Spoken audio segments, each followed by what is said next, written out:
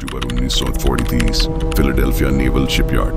रात का समय है, हवा में अजीब सी नमी है और डॉक पर खड़ा एक विशाल युद्धपोत यूएसएस एल्ड्रिच धीरे धीरे किसी अनदेखे प्रयोग की तैयारी में है।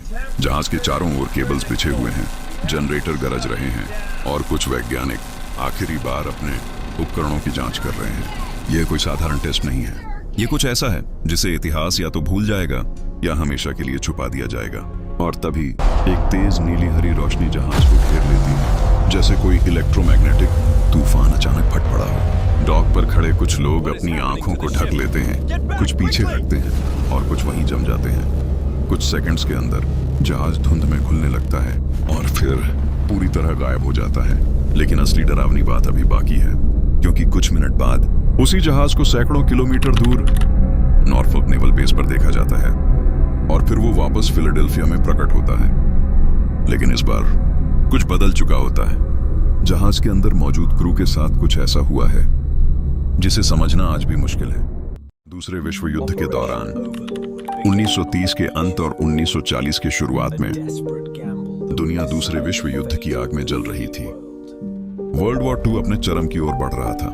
वैज्ञानिकों ने इलेक्ट्रोमैग्नेटिक इनविजिबिलिटी के कॉन्सेप्ट पर काम करना शुरू किया, जिससे ऑब्जेक्ट्स को रडार या आंखों से गायब किया जा सके। यह विचार लगभग नामुमकिन माना गया, लेकिन कुछ वैज्ञानिकों का मानना था कि शक्तिशाली इलेक्ट्रोमैग्नेटिक फील्ड से वस्तुओं को अदृश्य किया जा सकता है, जो अल्बर्ट आइंस्टाइन की यूनिफाइड फील्ड थ्योरी से जुड़ा था। इस प्रकार एक गुप्त परियोजना फिलाडेल्फिया एक्सपेरिमेंट का आरंभ हुआ।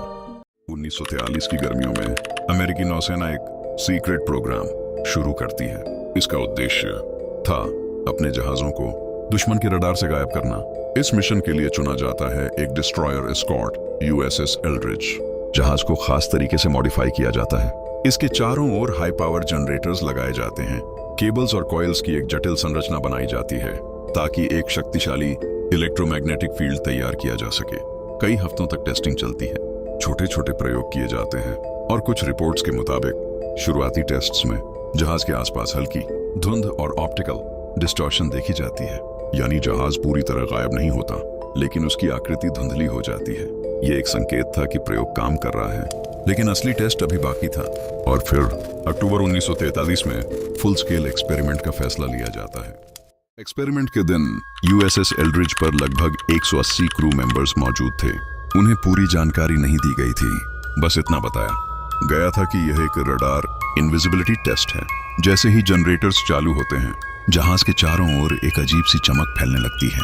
कुछ क्रू मेंबर्स को चक्कर आने लगते हैं, कुछ को उल्टी जैसा महसूस होता है, लेकिन आदेश साफ था, अपनी पोजीशन पर बने रहना है।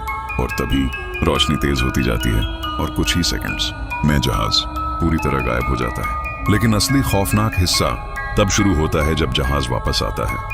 कुछ गवाहों के अनुसार जब यूएसएस एल्ड्रिच दोबारा दिखाई देता है तो उसके क्रू के साथ अजीब घटनाएं हो चुकी होती हैं।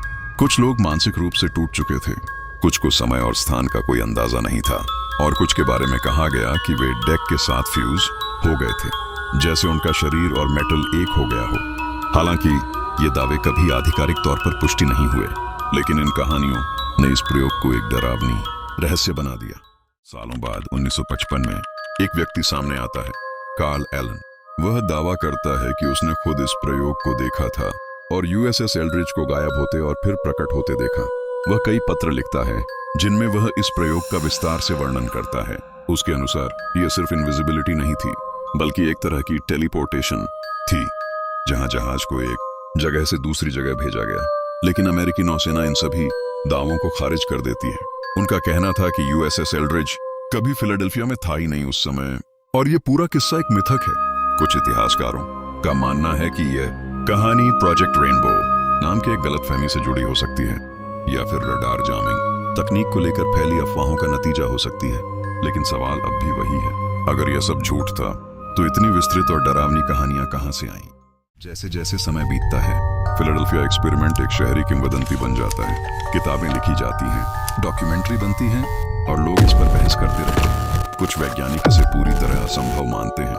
उनका कहना है कि उस समय की तकनीक इतनी उन्नत नहीं थी कि वह स्पेस टाइम को इस तरह मोड़ सके, जबकि कुछ लोग मानते हैं कि सरकार ने सच्चाई छुपाई है और यह प्रयोग वास्तव में हुआ था। लेकिन कोई ठोस सबूत आज तक सामने नहीं आया। और यहीं से कहानी एक मोड़ लेती है, क्योंकि यह सिर्फ एक प्रयोग नहीं रह जाता, बल्कि एक सवाल बन जाता है, क्या इंसान ने कभी ऐसी तकनीक को छू लिया था जिसे वह समझ नहीं पाया? आज फिलाडेल्फिया एक्सपेरिमेंट को आधिकारिक तौर पर एक मिथिक माना जाता है।